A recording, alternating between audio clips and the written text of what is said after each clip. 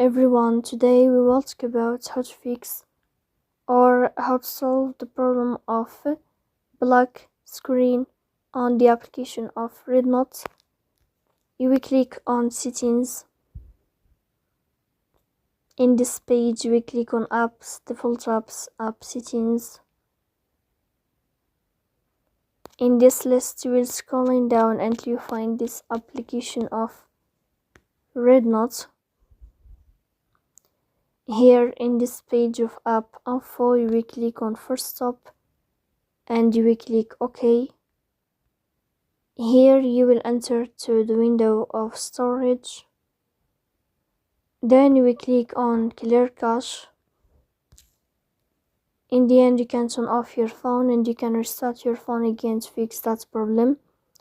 So please don't forget to support us by like and subscribe. See you next time.